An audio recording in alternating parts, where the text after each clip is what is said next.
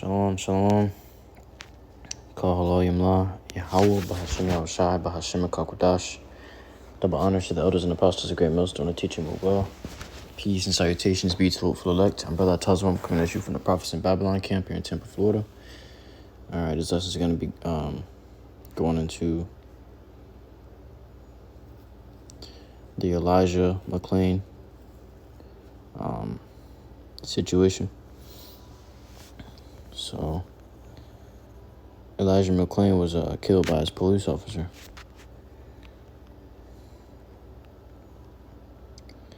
It says, I can grab the article on it to get a better understanding. It says, Elijah Jovan McClain, born February 25th, 1996,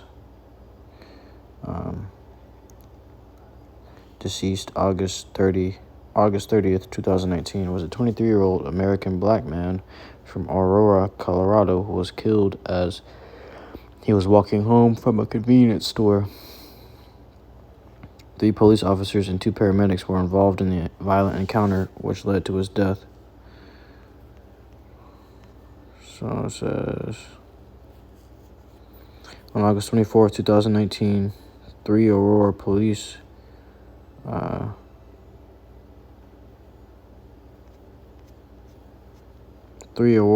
officers confronted McClain after responding to a call by an Aurora civilian about an unarmed person wearing a ski mask that looked sketchy. The 3 police officers who were involved in the incident, Nathan Woodyard, Jason Rosenblatt. That's why, hey man, Jay need to just stop wearing ski masks, man. That just makes you look like a criminal. All right, you don't want to be looking slimy and grimy out here. Jake love to wear ski masks, but when it comes down to it, you're getting accused as a criminal. Now you got a gun held to your face, a few guns held to your face from a few different people, a few different officers. You don't know what the hell to do, but you put on that cloak of maliciousness. You put on that cloak of wanting to be a nigga, and guess where it got you, man? Because burglars use ski masks, and somehow it's become a fucking trend to see who can get away with wearing a ski mask the most. This guy did not. It says the 3 police officers who were involved in the incident, Nathan Woodyard, Jason Rosenblatt, and Randy Rodema, all said that their body cameras were knocked off during a struggle with McClain. All 3 of their body cameras were knocked off. Okay, so this this devil waiting to pounce on you, Jake, man. Okay, let me grab this scripture. We can get back to it.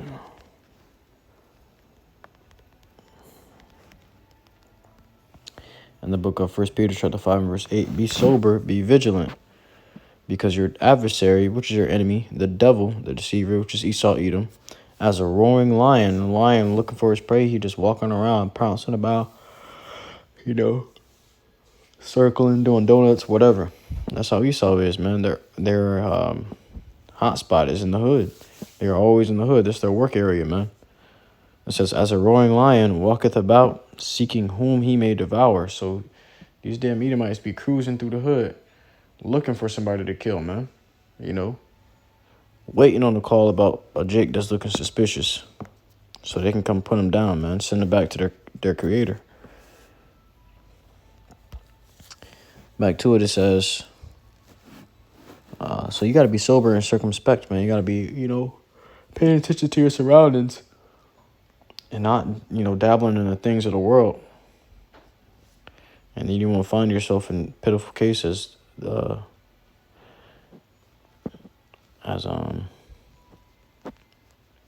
McClain was, man, as Elijah was. It says, McClain was forcibly held to the ground with his hands cuffed behind his back, after which Woodyard twice applied a chokehold, just like the George Floyd case, man. It says, upon arrival, paramedics Jeremy Cooper and Peter Chikunik administered ketamine, later determined to be in excess of a therapeutic dosage, to McClain to sedate him. While on some, McClain went into cardiac arrest. All right, so they they injected too much ketamine into this man. Okay. Let's see. Ketamine uses. Let's go and look up ketamine uses. Ketamine, what is it? What are the uses of ketamine? Ketamine is a medication that doctors use as an anesthetic. As an anesthetic to induce loss of consciousness. Okay, so they pretty much try to tranquilize Jake, man. It says, under the Controlled Substances Act, health experts consider ketamine a Schedule III non-narcotic substance.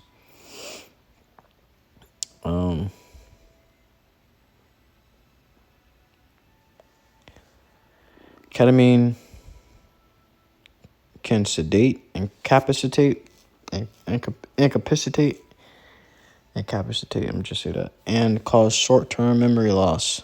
And because of this, some people use it as a date rape drug. Okay, so some people use it as a date rape drug. And a date rape drug is when a man is at a bar or whatever, and you see a woman he like, and he slips some in her drink, and she all woozy, and she can't stand up. Okay, they call it getting roofied. But and he takes her, wherever, and then rapes her, man. Because you can't control your body from shutting down. It says, while ketamine is safe to use in controlled medical practice, it becomes hazardous if someone takes it for recreational use, as it may result in potentially life-threatening adverse effects. Keep reading to learn more about the uses, side effects, and risks of ketamine as well. So it could be, there could be life-threatening effects to this, man. Jake tried to use this shit for a drug or whatever and end up losing their life doing it. But they used it on this man, and in excess. They said in excess. So they put too much in. They put a lot in, okay? And they put him in a permanent sedation. They pretty much drugged Jake, man. They had him in a chokehold position already. Like, what more do you want? How did the paramedics manage to put Jake inside of put so much ketamine inside of Jake, man? Okay, it says, while on scene, McLean went into cardiac arrest, meaning he had a heart attack. 3 days after arriving at the hospital, he was declared brain dead. And the paramedics was there. Why didn't they do CPR on him, man? In time. Why they took so long to do CPR or whatever, man? If he suffered a heart attack and was brought back in time, he wouldn't be brain dead. But they let him sit there. And probably still was choking him out, letting him get no oxygen. You become, your brain dies when it has no oxygen, man, for more than 5 minutes. It says he was declared brain dead and was removed from life support on August 30th.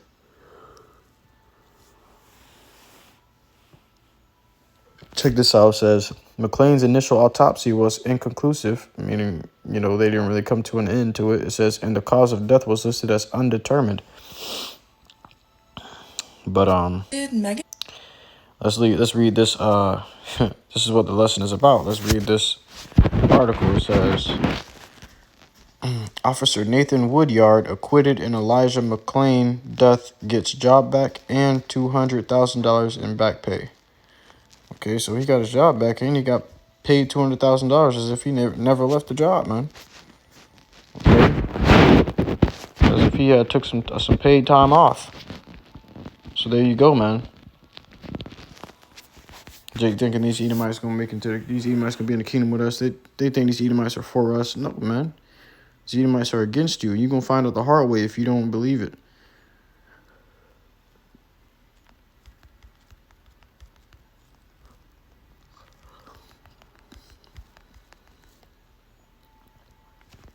Ecclesiasticus chapter 12, verse 10. Never trust thine enemy, for like his iron rusteth, so is his wickedness.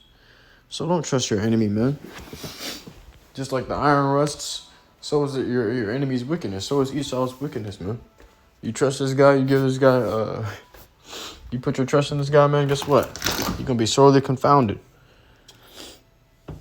All right, he can put you down for the count. You're looking crazy. But Jake wanted to sit next to Esau and eat him. And oh, Edomites can be saved. You know, God don't hate Edomites. Yeah, you talking all of that until these Edomites turn around and mollywop your ass. And all of a sudden you just, all of a sudden you forgot about it. The Lord is showing Jake, man. Jake don't want to take heed to it, though. This is,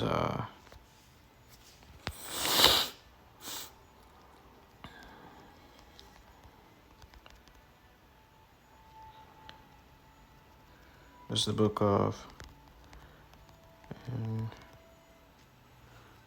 Psalms, chapter 73 and verse 5. They are not in trouble as other men, neither are they plagued like other men. So these damn Edomites, they don't get in trouble like we get in trouble, man. They are in their kingdom. An Edomite gets away with shooting a whole school up, killing his whole family, and get listed on the mental list and get sent back home. Okay, because this is their kingdom, man.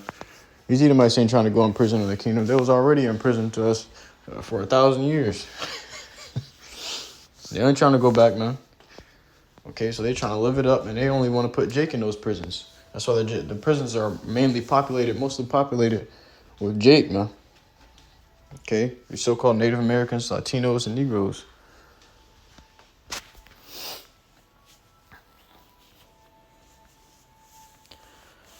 Refused. It's the book of Jeremiah, chapter 15, verse 33. Thus saith the Lord, YAHAWASHI of hosts, the children of Israel and the children of Judah were oppressed together, and all that took them captives held them fast. They refused to let them go. So we've been oppressed together by this devil, man. You got Northern Kingdom over here and Southern Kingdom over here. And we getting our ass beat together. Okay? And Esau took us and held us captive and refused to let us go. And what? You got Jake and you got Northern Kingdom and Southern Kingdom fighting against each other, but we were in this shit together, man. We getting our ass beat by this. We got a common enemy. We getting our ass beat by the same person. How can you hate Jake? How can you hate each other, man? You know, we're brethren. Especially brethren suffering the same afflictions. All right? But with that, I truly hope this lesson was edifying to you. I'll give it up while for listening to truly sincerity. So next time I want to give all glory, honor, and praises unto YAHAWAH, BAHASHAM, YAHAWASHI, BAHASHAM, QADASH.